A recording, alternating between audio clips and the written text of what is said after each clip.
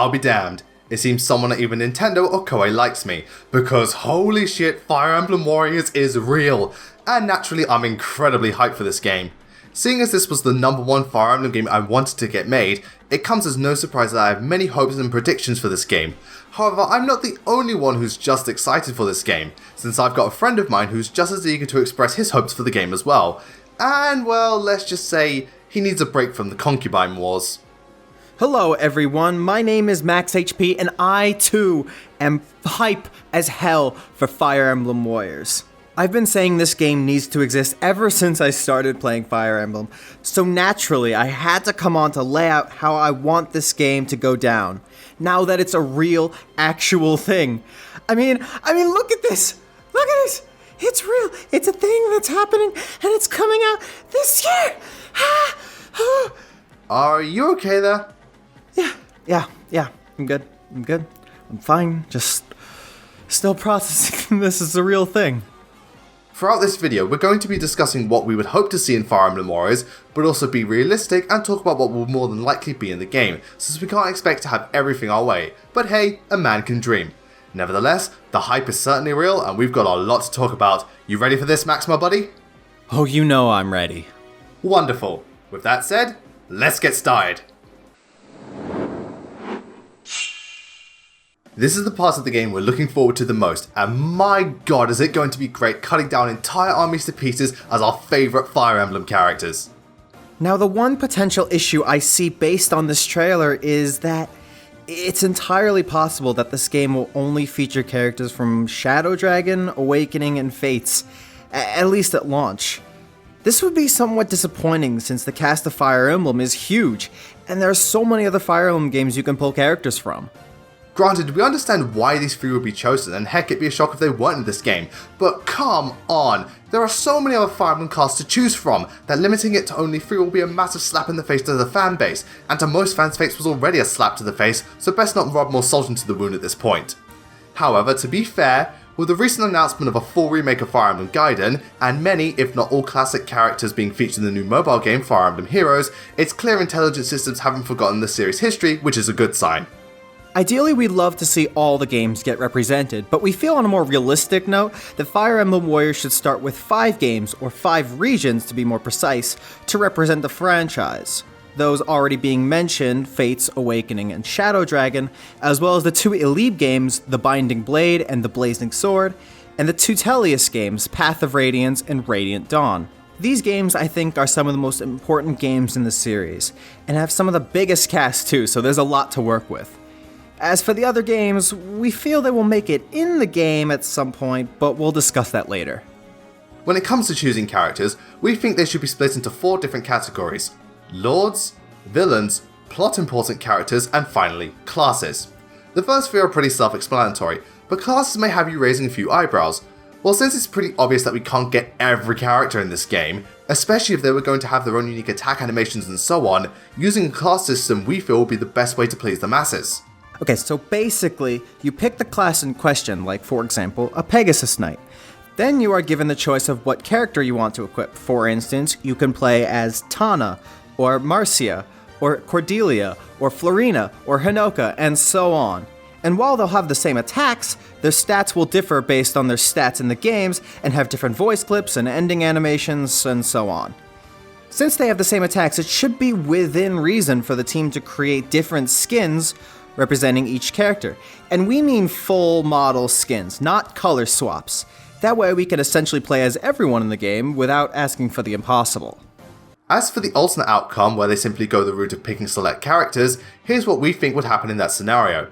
Since Hyrule Warriors had about 35 characters, we're going to stick with that number, and thus, each game shall have 7 characters to represent it, as well as having unique attacks and movesets to separate them from their respective class. For Shadow Dragon we'll go with Marth, Shida, Tiki, Camus, Garneth, Nina, and Medeus. For Awakening, there's Chrom, who's already confirmed, Lucina, Robin, either Walhart or Gangrel, Anna, Sumia, because Blazing Knight will lose his shit if she's not in the game. Damn straight I will! And Tharja. As for Fates, we can basically guess that Xander, Ryoma, and Corrin will be playable. So that just leaves Azura, Garen, Takumi, and Camilla. What's that? You thought we'd say Leo? Well, you clearly forgot that this game is being made by Team Ninja. So of course we'll have characters like Camilla and Tharja because... reasons, too specifically. Hey man, Team Ninja are a good studio. I mean, when have they ever ruined a Nintendo game? It's not as bad as everyone says, you know. I doubt that. For the Tellius games, we feel there should be Ike, Elincia, Micaiah, Soth, Tabarn, and of course, the Black Knight. Finally, for the Alive games, we've got Lyn, Eliwood, with possibly having Roy as an alternate costume, Hector, both Ninian and Nils as like a dual pair of fighters, Athos, Nogal, and Zafir.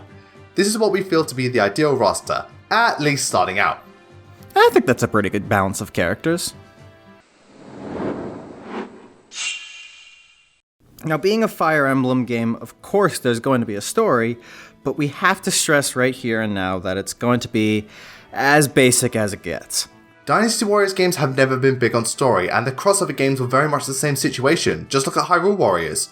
We can already tell that Fire Emblem Warriors is going to have a simple story, so don't expect too much going in and don't be too disappointed at how basic it's going to be. That's just how the Dynasty Warriors games are. So let's break it down. The plot we think would be some sort of time travel / world hopping story involving the evil dragons like Grima, Nankos, Eden, etc.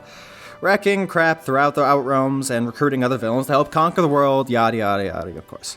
We think Lucina would be the main character as she's already a character based around time travel. Her mission is to travel through time and space in order to recruit the great heroes of legend like Marth, Ike, and so on, in order to bring balance to the Outrealms.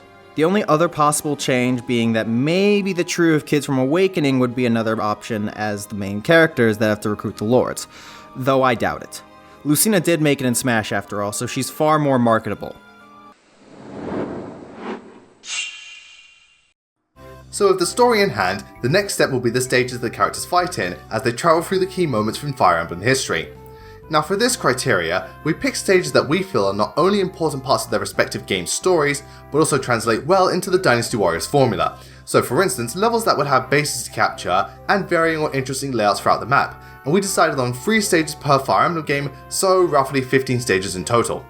For Shadow Dragon, there's the Prologue, Princess Minerva, and Chosen by Fate. For the Elite games, there's Noble Lady of Kaelin, Battle Before Dawn, and The Rescue Plan. The Tellius game should have Moment of Fate, Daybreaks, and either the Tower of Guidance or Elincia's Gambit. With Awakening, there's Renewal, Naga's Voice, and the Conqueror that then leads into the Sword and the Knee. And finally for Fates, there should be Castle Krakenberg, Hinoka, not the character, the level with the Cherry Blossoms, and finally a level from Vala. Which one? I don't know, they all look the fucking same to me. Hell, you can put the snow level in here since someone actually likes that stinker. Well, excuse me for having an opinion. Would you like to tell that to the subreddit? Let's not sink to that level, shall we? On top of that, most of the objectives in Fire Emblem Warriors will mirror that of the objectives in Fire Emblem levels. So it pretty much speaks for itself. You'd have things like seize, route, defeat the boss, defend, escape, arrive, etc. In fact, you can easily mix multiple objectives into a single level. It's a match made in heaven. Speaking of a match made in heaven, there is one aspect of this game we know is going to be awesome. Say it with us, people. The music! Oh my god. Dynasty Warriors games have awesome soundtracks. Fire Emblem games have awesome soundtracks. The remixes in games like Hyrule Warriors made for an awesome soundtrack. So needless to say, this game is going to have an awesome soundtrack.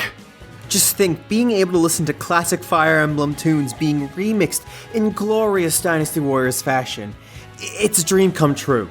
Imagine all the remixes like Together We Ride, Don't Speak Her Name, In Purpose, Lost in Thought Alone, Ike's Resolution, Against the Black Knight, Winds Across the Plain, The Devoted, Dusk Falls, Road Taken, Life Returns, Destiny.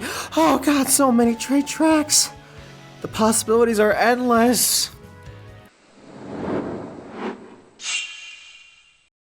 Now for the big stuff. What can Koei Tecmo do to incorporate elements of Fire Emblem into Dynasty Warriors? I mean, they were able to include item usage and chest hunting into Hyrule Warriors, so what can Fire Emblem bring to the table? Well, first and foremost, I feel what would work incredibly well is if they took a page out of their one of the more recent crossover games, Arslan Warriors of Legend, and have weapon switching as part of the combat. Allow me to explain. In Arslan Warriors of Legend, Characters can equip multiple weapons and switch between them during gameplay, allowing you to change up your playstyle, but also string huge and very flashy combos together by switching between the different weapons while fighting. This system I feel will be perfect for Fire Emblem warriors, since certain characters and classes can use multiple weapons, and being able to pull off huge combos by switching things up will be tons of fun, and encourage people to play as multiple characters. Think about it, Lyn uses bows and swords, Ike uses swords and axes, Chrom and Lucina use swords and lances, and hell, Robin uses swords and tomes. This would be a massive missed opportunity if they didn't take advantage of this. One element of Fire Emblem that we feel would work very well for this game is weapon levels and ranks, since in Fire Emblem the more you fight, the more your weapon level increases. And if your weapon level is high enough, you are granted access to the more potent and exotic weapons to use in battle. Dynasty Warriors pretty much does the same thing in a way, since the more you use certain weapons, the more moves you unlock and special attacks. So with this in mind, we feel that by upgrading weapon levels, you can both unlock new combos and the use of rarer, even legendary weapons. Additionally, we feel characters and classes should have access to all versions of the weapons they wield, and if their rank is high enough, they can use that weapon. I mean, how cool would it be to play as a sword master like Mia and use the Binding Blade? I'm not so sure about that. I mean, a big part of these legendary weapons is the characters that wield them. So while I think they should be granted access to more exotic or unique weapons, certain weapons like the Manikati, the Binding Blade, Ragnell, Falchion, Siegfried, Raijinto, and the Yado should remain tied to their original wielders. Let's agree to disagree then. Now while this is great and all, how you would actually unlock these weapons is another story. In this case, once again we need to look at Hyrule Warriors for help, as a feature that would translate very well into this game would be collecting materials from enemies and treasure chests in order to forge and upgrade new weapons. We've mentioned how great it would be to use whatever weapon you want in this game, but the process of getting them could be the real meat of the game, encouraging you to kill as many enemies, explore the map, and achieve as many objectives as possible, in order to get the materials you require. And this could add a ton of replay value to the game, though I imagine for the legendary weapons there would probably be a ton of grinding. Another great idea that could potentially add tons of replay value is being able to promote into advanced classes and even third tier units. Dynasty Warriors games already have an experience point system, and well, since Fire Emblem does something similar, we feel that if they follow the Tellers series formula and allow units and classes to promote after they exceed level 20, they then have access to new skills, more combos, more weapons, and so on. This could make for one of the most awesome Warriors games ever. I mean, everyone loves third tier units in Radiant Dawn, so being able to use some of the most powerful version of Fire Emblem characters would be insane. And consider the fact that all characters and classes could become third tier units. Just think about it, people. Being able to have Takumi become a marksman, Lilina achieving the rank of an Archsage, Colm promoting into a Whisper, Cormac upgrading into a Draco Master, Cordelia advancing into a Seraph Knight, and Owain becoming a Trueblade. Who would say no to Owain becoming a Trueblade? Because I'm pretty sure they don't exist. His sword hand is ready! Other elements like reclassing we feel serve no real purpose because there's already a ton of characters to choose from, and we also get the feeling that supports won't be in this game. I know supports are a big part of Fire Emblem, and believe me, I want them in the game as much as anyone, but I don't feel like they would translate very well into Dynasty Warriors since you're constantly moving around and hacking away at enemies. In fact, the only way we feel supports could work, and I can't believe I'm saying this, is if they followed the support system from Radiant Dawn. I know, it hurts me to say it too, but just hear us out. In Radiant Dawn, the supports were just generic sentences, but you could support with any character, only ever changing things up with certain characters would support together like Ike and Soren. This honestly works for Dynasty Warriors, since characters give you shout out in those games when you kill a large number of enemies, so we feel just doing that but occasionally changing it to be more personal depending on which characters are on the battlefield is perfect for this game. That being said, Koei Tecmo could surprise us with a system where we could have supports between characters outside of the main action, similarly to the Tellius and the 3DS games. I mean, like I said, I want supports as much as the next guy. Imagine Shinon and Takumi talking shit at each other, or Soren and Urk commiserating about their situations, or Sarah and Severa. I need... Oh yeah, I can certainly agree with that. The back and forth between these two will certainly make for some entertaining dialogue. And the final element of Fire Emblem I'm sure many people are thinking about is permadeath. Honestly, for a game like Dynasty Warriors, it's just not going to work. I mean, how much bullshit would it be to lose a character permanently because you failed a mission or died on the harder difficulties? Warriors games are relentless for their high difficulty. In this case, we should just keep it as purely casual mode. Otherwise, we're going to reach Chapter 14 of Binding Blade levels of frustration. And I don't think anyone wants to go through that shit again. Also, quick side note, we'd like to see some alternative costumes for the main characters. Things like Lucina having her skins from Smash Bros, alternate costumes and genders for Robin and Corrin, classic and new versions of Marth throughout the series, and one awesome idea would be to have Roy's Smash Bros look as an alternative costume for him. Just throwing it out there. Now, while this is all fine and dandy, keeping with the typical Dynasty Warriors formula, there needs to be something in this game that truly makes it feel like a Fire Emblem crossover. I mean, come on, after Tokyo Mirage Sessions, I think we deserve something a bit closer to home. In this case, once again, we're looking to Hyrule Warriors as an example, with its exclusive Adventure Mode, and we feel Fire Emblem should have something similar. Now I bet you're all thinking, guys, that only worked because Zelda has an overworld. Fire Emblem is completely different, it just wouldn't work. Oh really? Well, here's our counter argument. Fire Emblem Gaiden. Oh yeah, we went there. In Fire Emblem Gaiden, you traveled across a world map and explored dungeons very similarly to a classic Legend of Zelda game. And for Fire Emblem Warriors, they should have a similar adventure, only named Gaiden Mode. This would be great for Fire Emblem Warriors. Not only would it give us more missions to complete, characters to unlock, rare materials, new skins and all that good stuff, but it would also be a perfect time for Fire Emblem Echo Shadows of Valentia, and it could be the perfect way to represent both the old and the new. Again, this concept pretty much writes itself. And now we come to the one fact that we know is going to happen and can either be a good or a bad thing. Remember how we said all characters won't be available at the beginning? Well, that's because they're more than likely going to be DLC. This is a Dynasty Warriors game. They love DLC almost as much as Capcom does, so this is inevitable. Granted, it's not a bad thing. I mean, if they're willing to offer all the Fire Emblem characters, I won't complain. I just hope they're not purposely going to make the roster limited so they can make more money. But if I'm being honest, I think Hyrule Warriors is one of the best examples of how to do DLC in games today. Jim Sterling did a Jimquisition on this a while back, which you should check out. Hopefully if this goes as planned, we suspect that the first pack of DLC we'll get is either a Gaiden pack or a Sacred Stones pack. And in each pack we'll get characters from those games, weapons, alternate costumes, class skins, as well as new levels and even probably a campaign or Gaiden mode map. I reckon they'll release other packs like a Genealogy and Thracia pack representing Fire Emblem 4 and 5, and other stuff along those lines. But as long as we get our money's worth, I'll be cool with it. Yo, and before we get a Tokyo Mirage Sessions pack just to troll people. Don't you dare! You know they do it! Itsuki and Tsubasa coming April 2018! But why? Team Ninja. Oh. And those are our hopes and predictions for Fire Emblem Warriors. We're both incredibly excited for this game and can't wait for it to come out. Looks like I'll be getting the Switch earlier than expected. I hope you all enjoyed the video and let us know what you hope will be in Fire Emblem Warriors. Also, I want to say a big thank you to MaxHP for joining me in this video. It was great fun to work with you, buddy, and the amount of ideas you came up with were just outstanding. I hope that all that we said here comes to fruition. Well, hey man, thanks for having me, Mr. Knight. I hope all this stuff comes true, and call me again if you want to do this again sometime. Oh, I certainly will. Anyway, in the meantime, be sure to check out my last video, How Will Fire Emblem Echoes Affect the Future of the Series?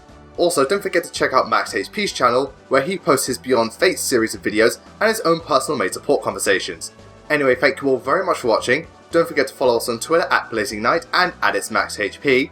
Also, don't forget to follow me on Amino to see posts and lists not featured on my channel, or just have a friendly chat with me. Anyway, that's it from us. We'll see you all next time.